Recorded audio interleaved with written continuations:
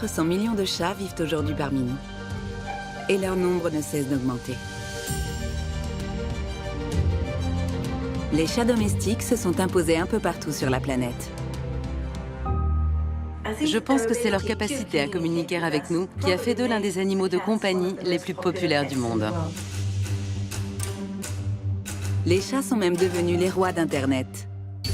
Et rien ne semble pouvoir arrêter leur conquête.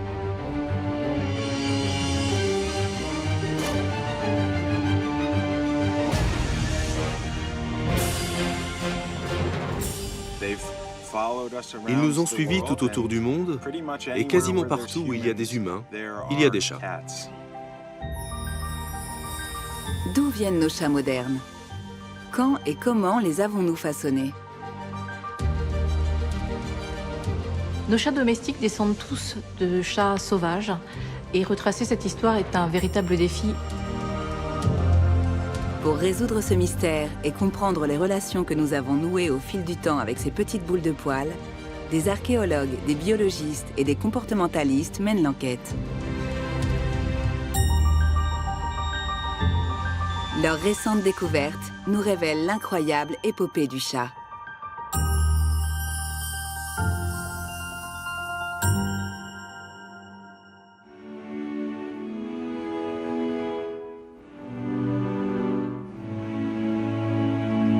L'histoire de nos chats domestiques a débuté il y a des milliers d'années, quelque part au cœur des forêts européennes, des steppes asiatiques ou des savanes africaines. Des régions où subsistent encore des populations de chats sauvages.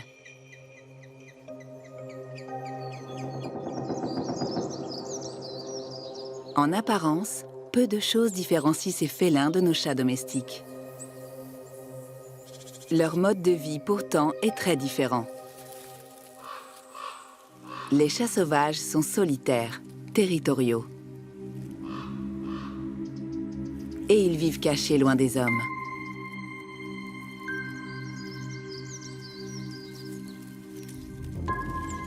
Nés au début du printemps, les chatons apprennent, dès leur plus jeune âge, à développer leur fantastique aptitude de prédateur pour être autonomes au début de l'hiver.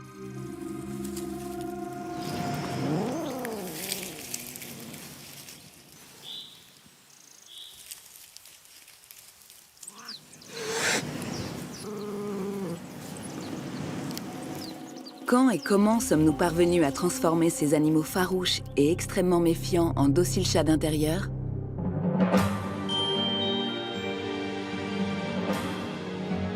Le Muséum national d'histoire naturelle a rassemblé une fabuleuse collection d'ossements de chats obtenus au cours d'expéditions scientifiques.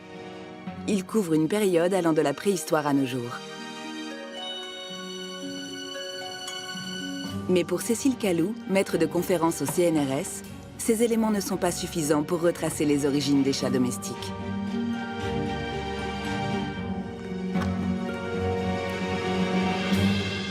Il est très difficile de distinguer le chat sauvage du chat domestique. Si je ne marque pas les crânes, chat sauvage et chat domestique, je peux très bien intervertir les deux dans une boîte et on n'en saura rien. À part la couleur de leurs yeux ou de leur fourrure, les chats ont finalement subi peu de transformations au cours de leur domestication.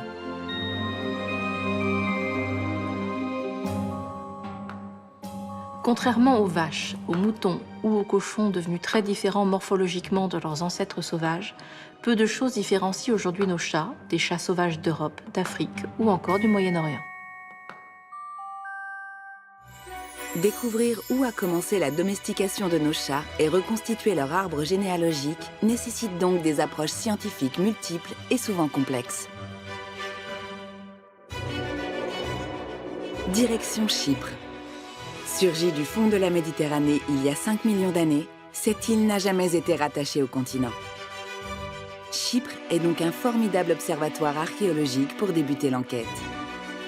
Aucun animal domestique ni aucun félin ne vivait ici avant l'arrivée des premiers humains il y a 12 500 ans. Chypre est située en Méditerranée, au carrefour de l'Europe, de l'Asie et de l'Afrique, des régions où ont toujours vécu diverses populations de chats sauvages.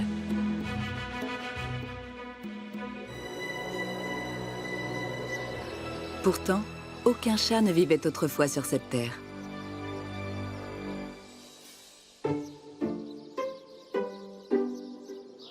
Alors, à quelle époque les hommes ont-ils introduit les lointains ancêtres de ces chats qui pullulent aujourd'hui à Chypre?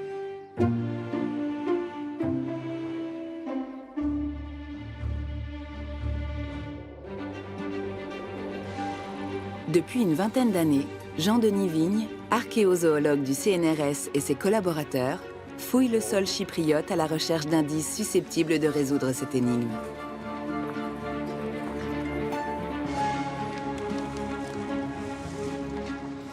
C'est chouette, ça, c'est probablement un outil de type burin. En fait, là, on cherche des sites du début de la préhistoire néolithique de Chypre. Et pourquoi? Parce que c'est la période du basculement entre la chasse-cueillette et le début de l'agriculture et la domestication des animaux.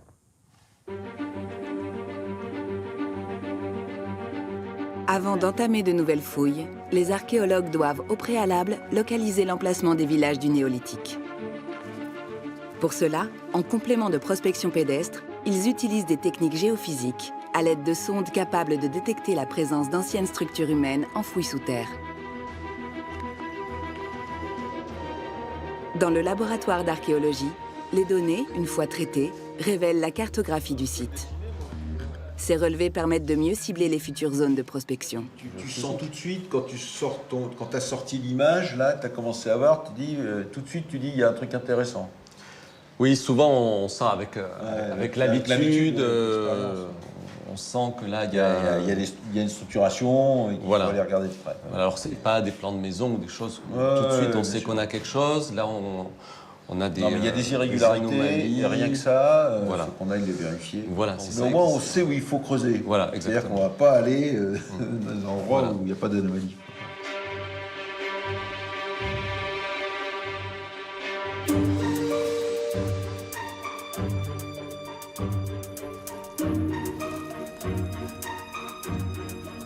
C'est après plusieurs années de fouilles et de prospection comme celle-ci que les archéologues ont fini par déterrer un petit os de chat.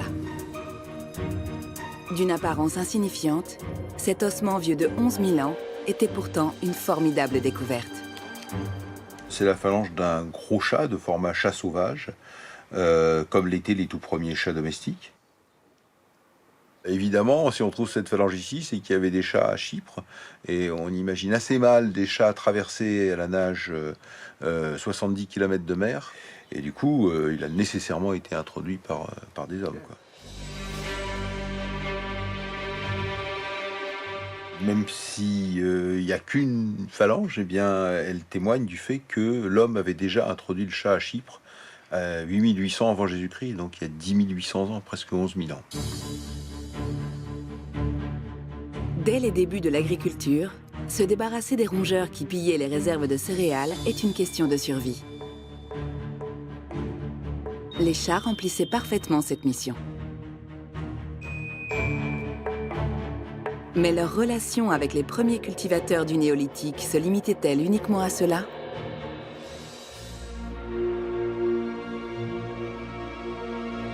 Cette fois encore, la réponse se trouvait enfouie à Chypre, à 5 km de la côte, sur un autre site nommé Chilourokambos. Il y a quelques années, l'équipe, alors menée par Jean Guilaine, y a fait une découverte capitale. Ce site abritait une sépulture contenant 2 squelettes, celui d'un homme et d'un chat, enterrés ensemble il y a 9500 ans. Leurs dépouilles disposées face à face, à moins de 40 cm l'une de l'autre. Elles étaient accompagnées d'offrandes funéraires, lames de silex, haches polies et bijoux en coquillage. Si cette scène présente le chat comme un proche compagnon de l'homme dans la mort, l'était-il aussi dans la vie? Ce chat est très gros et présente des anomalies morphologiques qui montrent qu'en dépit de son jeune âge, parce qu'il avait 8 mois quand il est mort, il avait été très bien nourri. Donc je penche pour un compagnonnage entre cet homme et ce chat dans la vie comme dans la mort.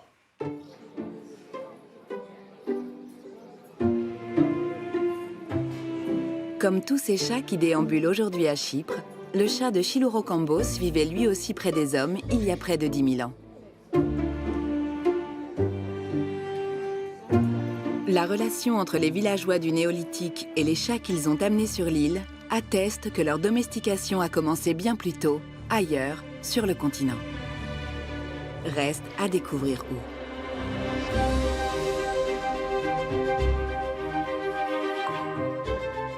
À l'Institut Jacques Monod, Eva Maria Gegel, directrice de recherche au CNRS et spécialiste de l'ADN ancien, pense pouvoir retracer le parcours emprunté par les premiers chats domestiques et identifier leur origine.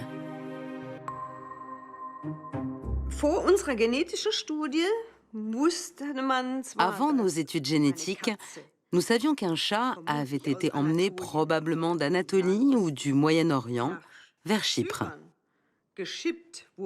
C'est-à-dire qu'il a dû arriver à Chypre avec des hommes sur un bateau, mais nous ne savions pas d'où il venait.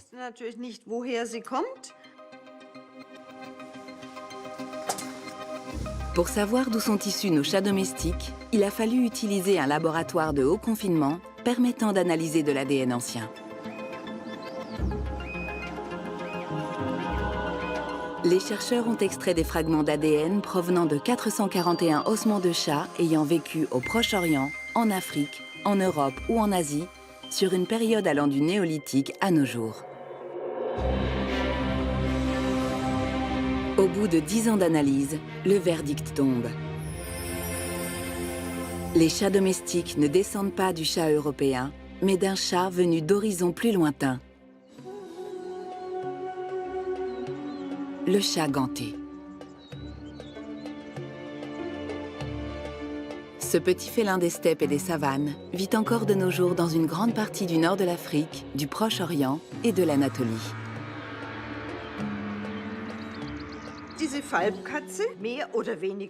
Ce chat ganté, ce chat plus ou moins apprivoisé, doit avoir traversé le Bosphore vers les Balkans sur les bateaux des premiers agriculteurs. Et de là, il s'est répandu.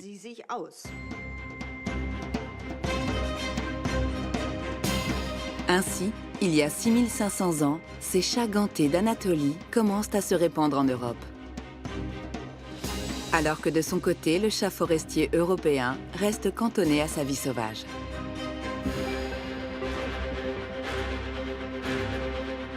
Mais nouveau coup de théâtre. En poursuivant les recherches, les généticiens remarquent que 4000 ans plus tard, une nouvelle lignée de chats gantés succède à celle venue du Proche-Orient.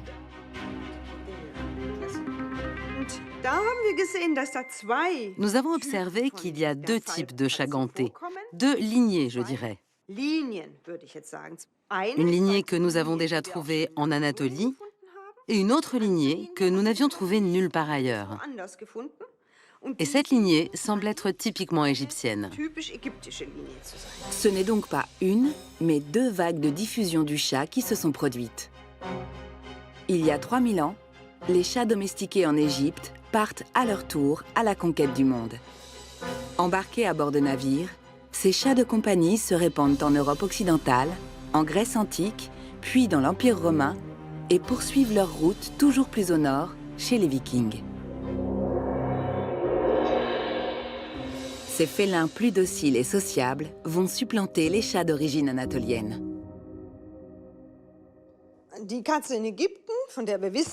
Le chat en Égypte, dont nous savons qu'il avait un statut spécial en comparaison à ceux d'autres régions, semble s'être répandu très vite dans d'autres pays, comme l'attestent nos études.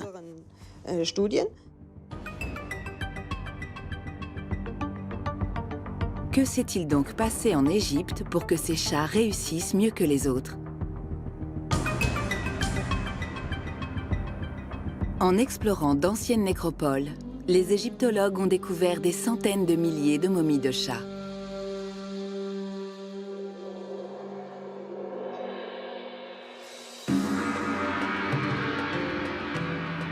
Les Égyptiens vénéraient les chats.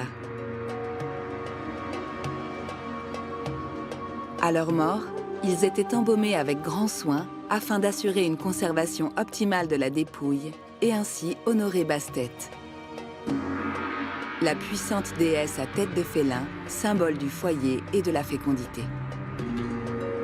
Pour satisfaire la demande importante des pèlerins désireux de faire une offrande à Bastet, les prêtres n'ont pas hésité à sacrifier plusieurs milliers de chats. Mais comment ont-ils pu s'en procurer autant?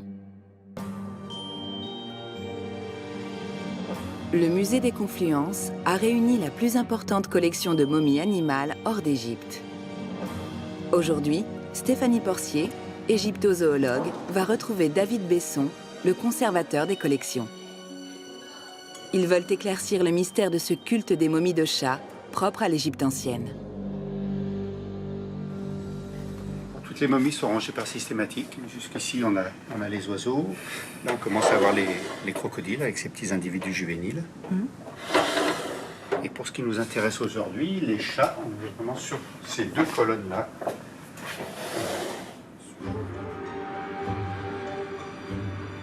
Magnifique, très belle. Les momies sont soigneusement conservées dans ces réserves, à l'abri de l'humidité.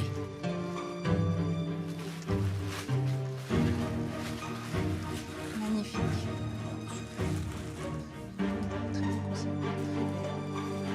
Afin d'étudier ces précieuses reliques sans les détériorer, elles sont radiographiées. Ce matin, l'une d'elles va passer un scanner qui permettra une visualisation en 3D de son contenu.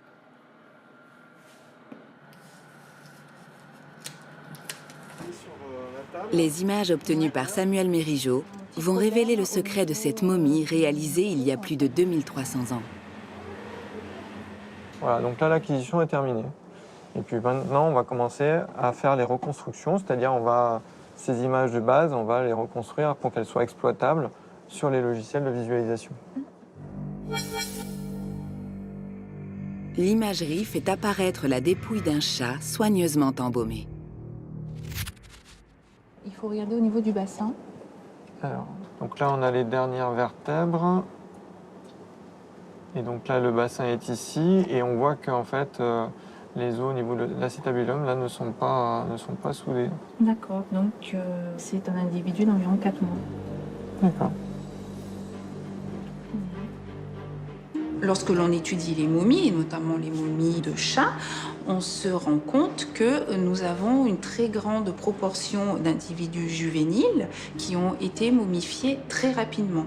Donc ça tend vraiment vers un élevage, ce qui serait en parfaite harmonie avec justement le fait qu'il y a eu tout d'un coup un développement, que ce culte a pris une expansion quand même assez importante et qu'il a fallu justement avoir plus de matières premières.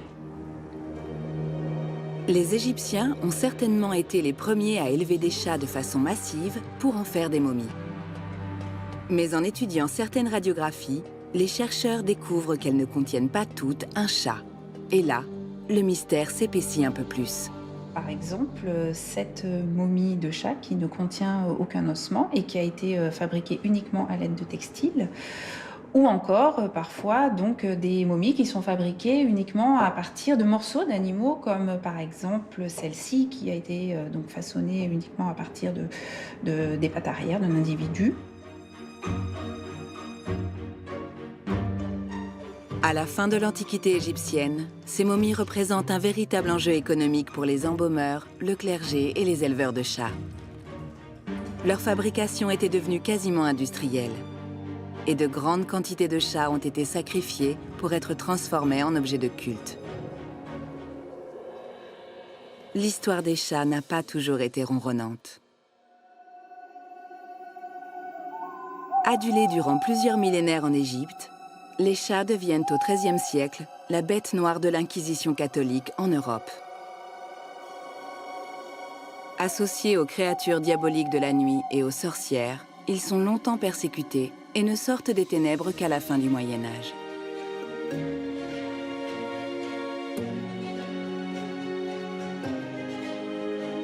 À la campagne comme à la ville, ces petits félins exterminent les rats porteurs de maladies comme la peste et retrouvent peu à peu leur lettre de noblesse à la Renaissance. Ils parviennent même à s'imposer dans les salons de l'aristocratie. Ce petit compagnon lunatique, aussi attachant qu'agaçant, gagne définitivement le statut d'animal de compagnie au XIXe siècle.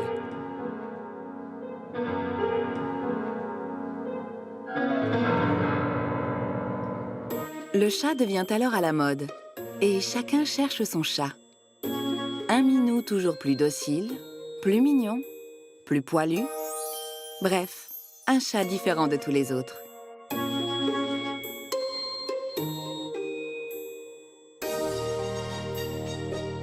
Avec cette folie des chats, s'affirment les premières races, comme le chartreux ou le persan.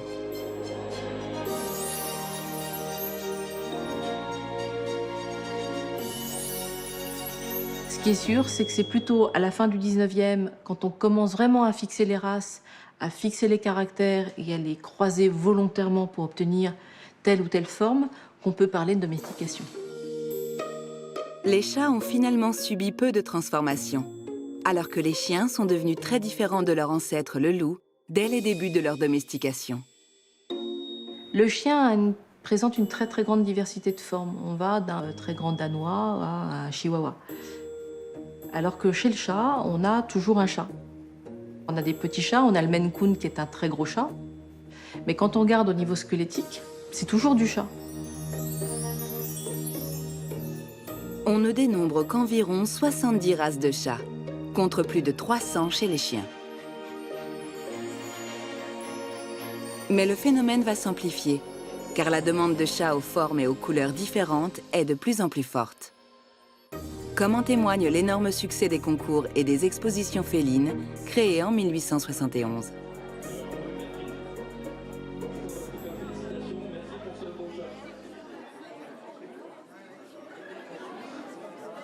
Ces événements où des éleveurs présentent leurs nouveautés intéressent particulièrement Marie Abitbol. Vétérinaire et professeure en génétique moléculaire, elle traque les changements physiques comme la forme des pattes ou des oreilles, la couleur des yeux ou du pelage, afin d'identifier les gènes impliqués dans ces transformations.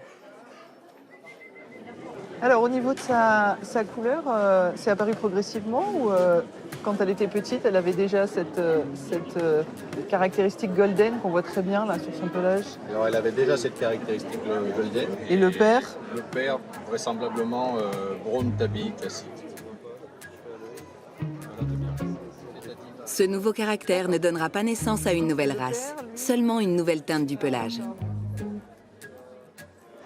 Récemment, il y a une nouvelle couleur qui a été décrite chez le sibérien. On va avoir des chats qui ont une robe qui est beaucoup plus rousse et qui va très légèrement éclaircir pour prendre des tons orangés. Donc c'est assez joli esthétiquement. Donc du coup, ça a attiré l'intérêt des éleveurs et on a en fait des généalogies de chats qui présentent cette nouvelle couleur.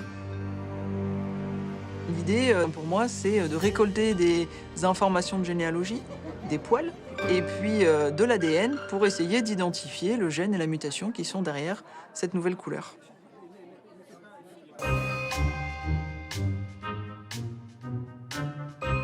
Constamment à la recherche d'animaux toujours plus originaux, certains éleveurs traquent l'apparition de caractères physiques étonnants. Comme ceux de ces chats polydactyles, aux doigts plus nombreux que la normale. La moindre originalité génétique est exploitée pour façonner des chats de plus en plus extravagants. Des modifications qui peuvent se révéler spectaculaires. Comme le Dwelf, une nouvelle race de chats au charme insoupçonné. Son nom est la contraction de deux mots anglais signifiant nain et elfe. Créé il y a une dizaine d'années, ce chat nu et miniature est le résultat du croisement de l'American Curl aux oreilles recourbées, du Sphinx sans poils et du Munchkin à pattes courtes. Ses mensurations, 15 à 18 cm pour un poids d'environ 3 kg.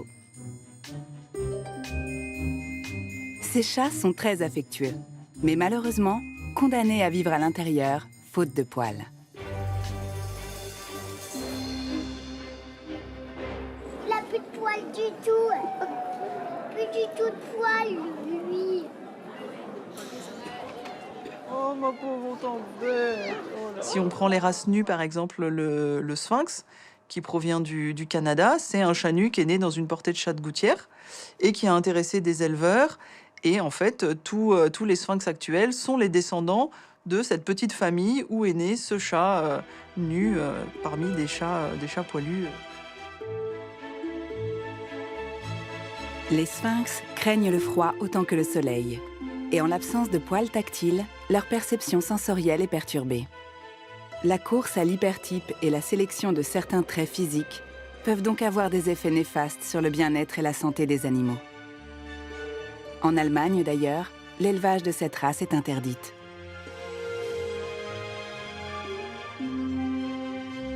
Quand on choisit un animal de race qui a été élevé dans une famille, on a quand même la garantie d'avoir un chat qui a été bien manipulé quand il était petit, des parents qui ont vécu en famille, qui ont rencontré des enfants, des personnes de différents âges, voire des chiens. Un animal qui sera un vrai compagnon amical. Un chat toujours plus petit, super mignon, parfaitement adapté à nos intérieurs. Un compagnon docile et casanier. Voilà ce que l'on recherche aujourd'hui. Le Graal, un chat au caractère de chien. Un matou avec lequel on pourrait avoir autant d'interactions qu'avec un toutou. Très attaché à son maître, très affectueux, même avec ses congénères.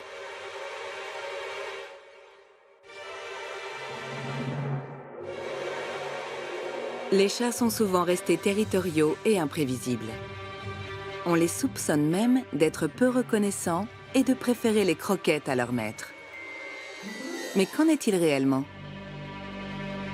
Peut-on façonner ce chat idéal et super sociable?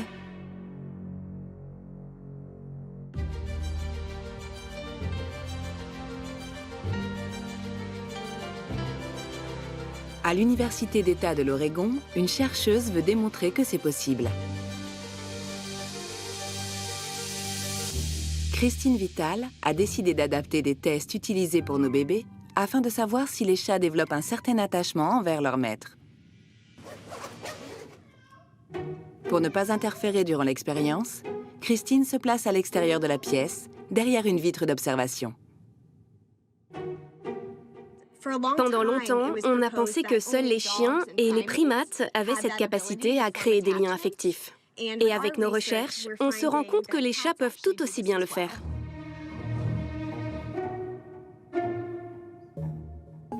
Les chats ont un faciès moins expressif que celui des chiens. On a souvent du mal à comprendre leurs émotions. Et on se demande si, de leur côté, eux aussi sont sensibles au comportement de leur maître. Ce premier test va permettre de le vérifier. Le cercle est un moyen simple de mesurer la distance entre le chat et son maître. Alors il fait 1 mètre de rayon depuis le centre et nous avons observé que durant les 2 premières minutes, quand son propriétaire est indifférent, le chat passe très peu de temps avec lui.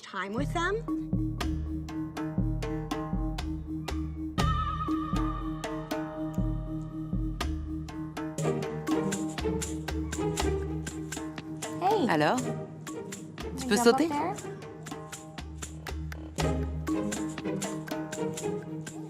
Mais quand le propriétaire commence à prêter attention à son chat et essaie d'interagir avec lui, nous voyons alors que cela provoque un réel changement. Le chat passe alors beaucoup plus de temps à ses côtés.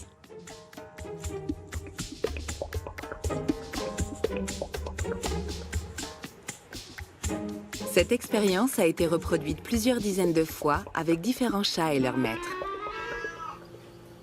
Résultat, le comportement du chat est vraiment influencé par l'attention que lui porte son propriétaire. Mieux encore, si celui-ci est à ses côtés, il parvient à supporter un ventilateur dont les chats ont pourtant une peur bleue. Toutes ces expériences ont démontré que face à une situation stressante, 60% des chats sont rassurés par la présence de la personne qui prend soin d'eux. Un pourcentage comparable à celui des études menées sur des chiens et celles sur des enfants. Mais les chats sont-ils vraiment attachés à leur maître? Pour en avoir le cœur net, Christine Vital va mener d'autres tests dans l'environnement où vivent habituellement les chats. Dans cette expérience de libre choix, on soumet au chat sa nourriture préférée, son odeur préférée, son jouet préféré. Son maître a pris place dans l'une des parties et joue avec lui.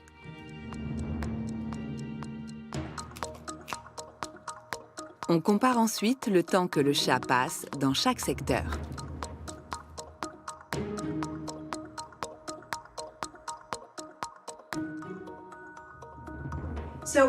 Nous remarquons que 50% des chats que nous avons testés préfèrent aller vers la personne pour interagir avec elle.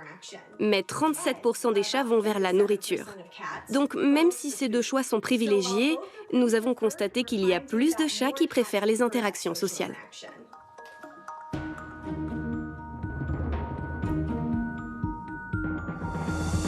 C'est un mythe qui s'effondre. Les chats sont eux aussi autant attachés à leur maître que les chiens. Puisque notre présence les rassure et qu'ils aiment interagir avec nous, Christine est convaincue que l'on peut dresser ces petits félins réputés allergiques au dressage. Nous pouvons voir qu'il dirige son museau vers la nourriture.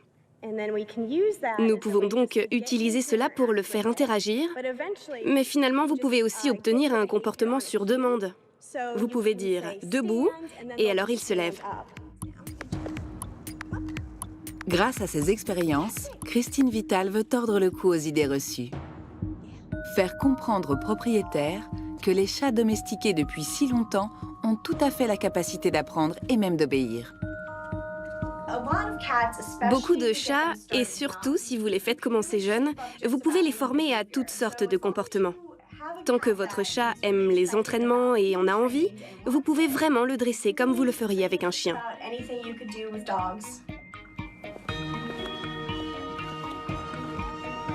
Et voilà, avec un peu de patience, tout devient possible. Si le chat est prêt à tout pour s'incruster à nos côtés, il lui manque encore une chose. Trouver un moyen de se faire comprendre aussi bien que les chiens.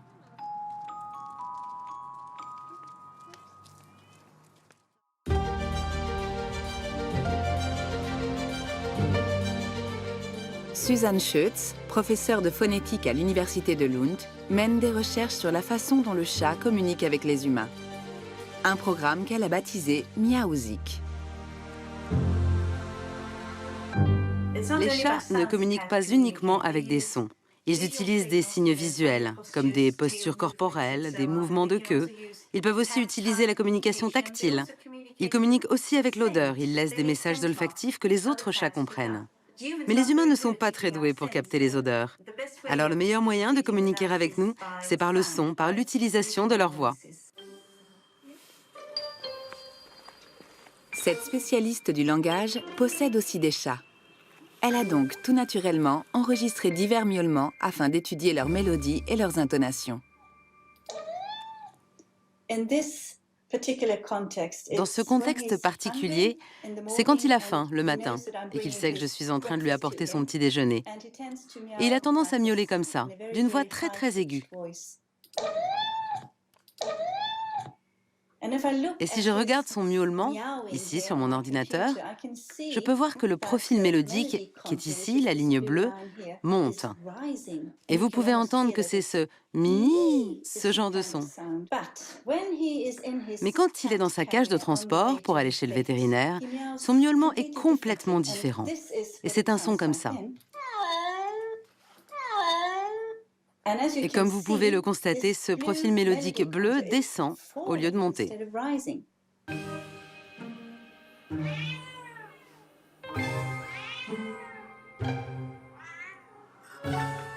Les chats partagent donc leurs ressentis avec nous. Pourtant, ils n'utilisent ni grammaire, ni mots, ni phrases. Comment se fait-il alors qu'on les comprenne parfois si bien? Pour le découvrir, il faut enregistrer une grande diversité de miaulements dans des situations différentes. C'est ainsi qu'est né un programme de recherche entre les villes de Lund et de Stockholm.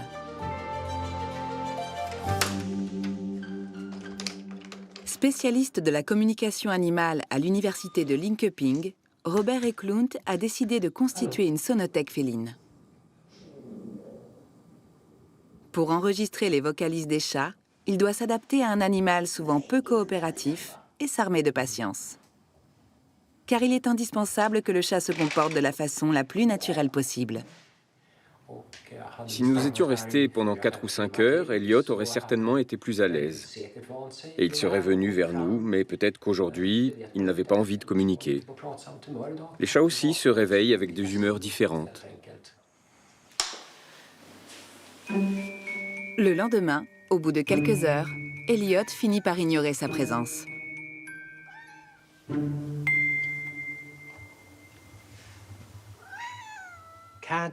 Les chats ne miaulent quasiment jamais entre eux. La mère miaule avec ses chatons, qui miaulent en retour. Mais les adultes miaulent très rarement entre eux. C'est peut-être parce qu'ils ont vécu des dizaines de milliers d'années avec les humains qu'ils ont réalisé que nous réagissons au miaulement. C'est un son clair et très aigu qui se trouve dans une gamme de fréquences à laquelle l'oreille humaine est très sensible. Nous entendons parfaitement les miaulements, cela attire notre attention et c'est là toute la raison d'émettre un son. Robert a transmis l'ensemble de ses enregistrements à Susan Schutz. Dans un premier temps, la spécialiste de la phonétique a patiemment classé les enregistrements de façon à associer à chaque courbe mélodique la situation précise durant laquelle les chats ont miaulé. Par exemple, nous sommes ici dans un contexte de porte où le chat veut sortir. Et là, c'est une salutation. Le chat accueille ses maîtres à leur retour du travail.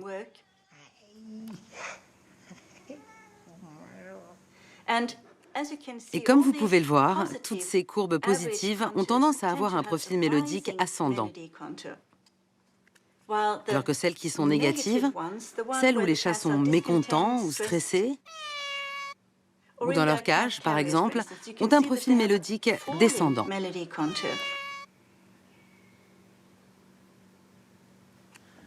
Pour capter notre attention, le chat est devenu un expert en miaulement et en ronronnement. Un moyen de communication qu'il a développé de lui-même pour se faire comprendre des humains. Je pense que ceci est lié au fait que de nombreuses personnes trouvent les chats mignons. Je pense que leur capacité à communiquer avec nous en utilisant des sons et la manière dont ils arrivent à comprendre ce que nous leur disons ont probablement fait du chat l'un des animaux domestiques les plus populaires au monde. Dans de nombreux pays, les chats ont même détrôné les chiens. En France, on en compte désormais plus de 13 millions contre 7 millions de chiens.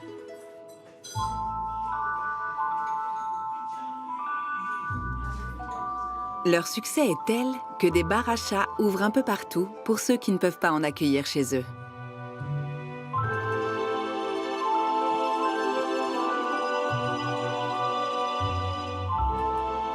Grâce à leur facétie, ils ont même conquis un nouveau domaine, Internet.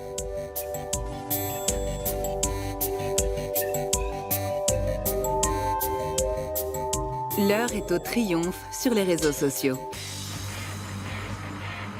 Sur le net comme dans la vie réelle, les chats comme Grumpy Cat, le chat grincheux, une célébrité aux millions de fans, ont pris une place qui dépasse l'entendement.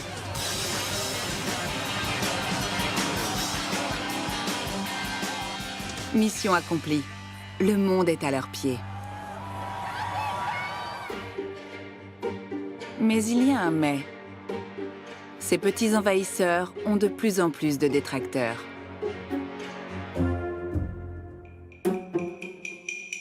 Car sommeillent encore en chacun d'eux des comportements de tueurs en série.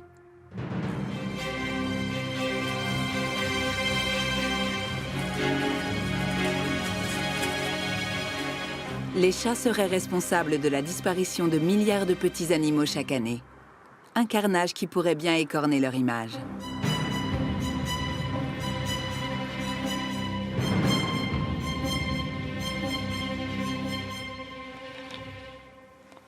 Alors Philou, où est-ce que tu vas aller? On va tout savoir. En région parisienne, des dizaines de chats ont été équipés de colliers GPS afin d'évaluer leur impact sur la biodiversité.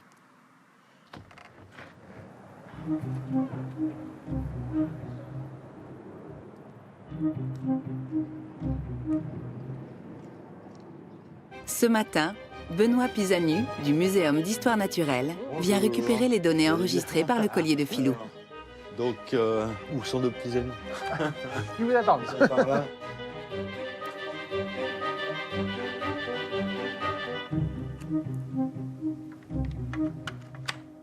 Qu'est-ce que vous en dites des trajectoires de Philou? Est-ce que vous imaginiez qu'il aille déjà aussi loin, dans des jardins des voisins là?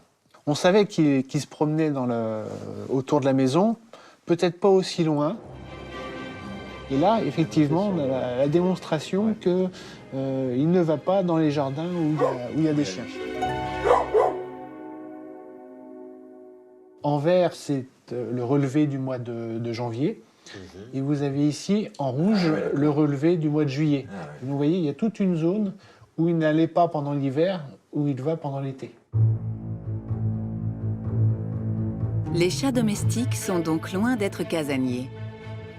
Jusqu'où peut s'étendre leur domaine?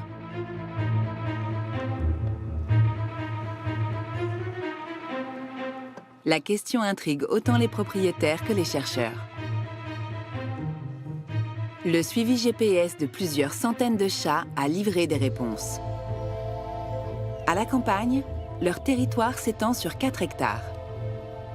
L'hypothèse d'un impact sur la faune semble donc bien fondée. Afin de savoir quelles sont les espèces les plus menacées et à quelle fréquence ont lieu les parties de chasse, 5000 contributeurs ont accepté de participer à un programme de recherche participative. Ils ont soigneusement noté toutes les proies rapportées à la maison et partagé les données en ligne. Grâce à ce travail, on sait désormais quelles sont les victimes de ces prédateurs éclectiques. 10% de leurs trophées sont des reptiles. Les oiseaux représentent 20% de leur proie. Les écureuils, les souris, les campagnols et autres petits mammifères représentent 60% des prédations. C'est un vrai prédateur, hein. C'est vraiment une machine à chasser. C'est quelque chose qui doit être vraiment ancré dans sa nature, même s'il ne consomme pas. Partenaire toujours aussi précieux dans la lutte contre les rongeurs, le chat domestique serait-il en train de devenir l'ennemi numéro 1 de la biodiversité? Alors dans le cadre d'une étude qui a été donc conduite sur des programmes de suivi des oiseaux communs, des petits oiseaux en Belgique et en France, donc plusieurs millions d'oiseaux bagués reconnus. Donc il a pu être estimé que la mortalité directe liée au chat était de le même ordre de grandeur que celui de la collision sur les fenêtres. Les chats sont donc responsables de la mort d'un oiseau sur 5. Un lourd tribut, même si l'agriculture intensive et la réduction des espaces sauvages restent les principales causes de leur disparition. Les espèces qui sont prédatées par le chat sont des espèces qui, pour la vaste majorité d'entre elles, sont présentes déjà depuis extrêmement longtemps et ont cohabité anciennement avec le chat, on va dire les chats sauvages qui étaient là avant que l'homme ne réduise sa place. Donc ce sont des proies et qui ont coévolué avec des prédateurs. L'arrivée des chats dans un milieu où ils n'ont jamais existé peut avoir des effets dévastateurs. C'est le cas des îles restées longtemps isolées, comme la Nouvelle-Zélande, la Nouvelle-Calédonie ou encore l'Australie. Introduits il y a à peine 200 ans sur l'île continent, les chats tueraient chaque jour 1 million d'oiseaux et 1,5 million de reptiles. Les chats sont aussi devenus un véritable fléau aux Philippines, à Hawaï, dans les îles Galapagos et le sud de la Floride.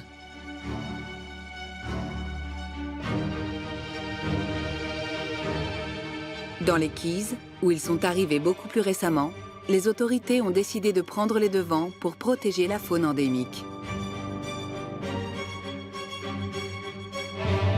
Depuis leur introduction dans les années 60 sur l'île de Key Largo, les chats s'attaquent à des espèces qui n'avaient jamais été confrontées à ce prédateur.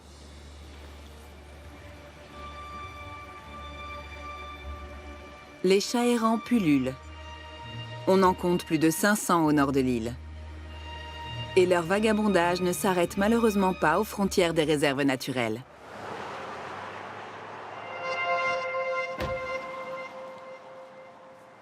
Une équipe de biologistes dévoués traque les félins qui ont fait de la réserve de Crocodile Lake leur terrain de chasse.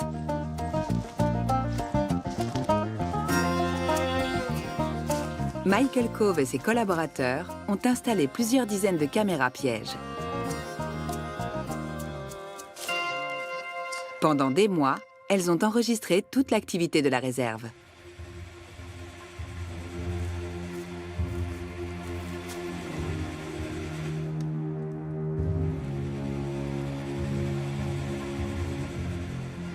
Oui, je reconnais celui-là. Ouais, je pense qu'il était là la semaine dernière aussi. Oui, c'est ça. Les chats sont principalement nocturnes. Ils sont insaisissables et ils évitent les gens.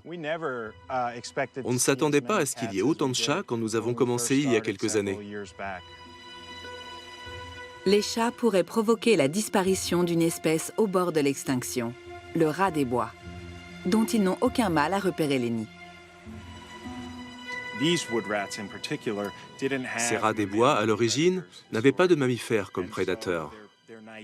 Et par conséquent, ils ne se méfient pas d'eux. Vous imaginez bien qu'en transportant des brindilles sur plus de 50 mètres dans la forêt et en les déposant là, vous signalez votre présence. Et ce n'est pas vraiment discret quand on veut passer inaperçu. Key Largo est le dernier refuge de ces petits rongeurs, et leur disparition est devenue une véritable affaire d'État. Les chats errants ont été stérilisés et des nids sont en construction pour protéger les rats des bois. Les chats sont là pour de bon. Et ce qu'il va vraiment falloir faire, c'est changer la perception que nous en avons, mieux considérer leur impact sur l'environnement et la façon de les gérer, pour qu'ils restent des animaux de compagnie. Et donc, il ne faut pas en arriver au point où on laisse tous ces chats rôder dehors la nuit, alors que les animaux sauvages sont de sortie.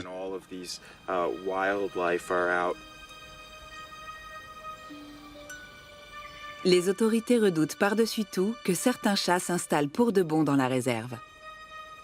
Ce qui semble déjà être le cas.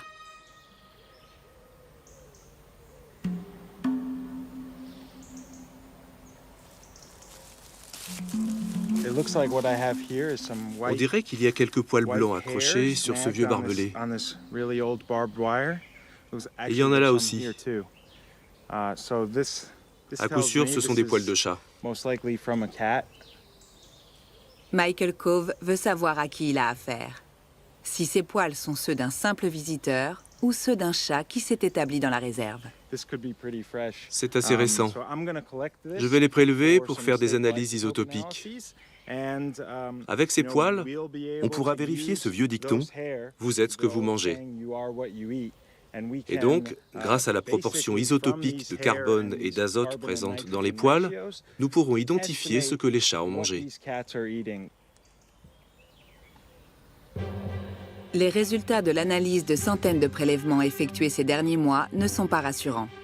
De nombreux chats se sont réensauvagés. Les chats s'adaptent facilement. Ce sont des prédateurs très efficaces. Et vous savez, ils n'ont pas réellement besoin de nous. Donc ils peuvent se débrouiller seuls quand ils arrivent dans un nouvel environnement. Et nous avons découvert que 20% d'entre eux semblent être des chats réensauvagés, se comportant comme des animaux sauvages. À Key Largo, un chat sur 5 se nourrit exclusivement de proies sauvages et n'a plus aucun contact avec les humains. Contrôler et stériliser les chats est de toute évidence essentiel, parce qu'ils ont réellement un énorme potentiel de reproduction. Il suffit qu'il y en ait 2 pour se multiplier au sein d'un petit écosystème.